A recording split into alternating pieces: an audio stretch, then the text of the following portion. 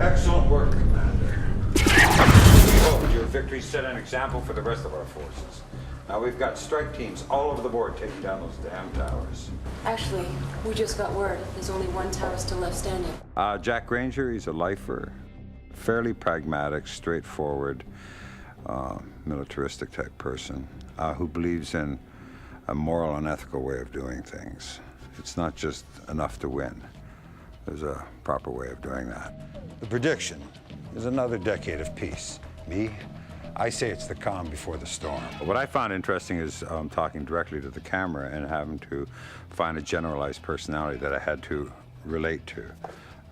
Knowing that the fellow sitting out there could be any male, female, ranging from 16 to 66, in different mode of dress at different times of day with different forms of food in their hand while they're playing. So that try and find a way that you could, in a very general sense, be able to relate to them and have them relate to you without being overbearing. Look, the good news is Boyle's a sharp man with control of the purse strings, and we're going to need every penny we have to win this. I found it a nice acting problem. General Granger, Redmond Boyle, this is an honor. This is a very interesting video game. This kind of hits home for me. I mean, this is the kind of game that I could get into. This time is different. This time, the public will accept nothing less than total victory. Because, you know, here you're thrust into the situation as a player. You're thrust into this whole situation that's going on. And it's like everything can go up in smoke, or you can make a choice that you know, where you can buy time. The public wants payback, an eye for an eye. And that's exactly what we're going to give them.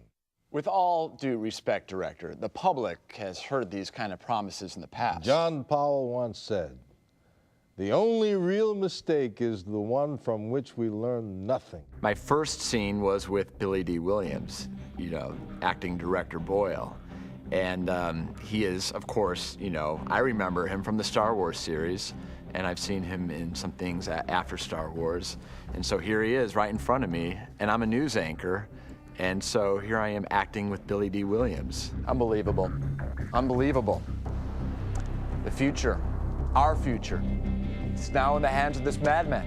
Well, Electronic Arts decided that in the third installment of their Command & Conquer series, they would actually use real-life reporters and news people in their game, and they reached out to me and asked me if I would be one of these news reporters. With victories here in the New Eden Blue Zone, GDI forces have sent the invaders into a surprising red zone retreat. This same pattern of enemy withdrawal appears to be happening all over the world. You have the GDI, which is more military in feel. They follow the rules. They go by the book a little bit more. What is it, Sandra? The ion cannon's been engaged, sir. On whose authority? Director Boyle. I would describe Sandra Telfair as very loyal. Well, I guess I would say like a staunch loyalist for the GDI, the Global Defense Initiative.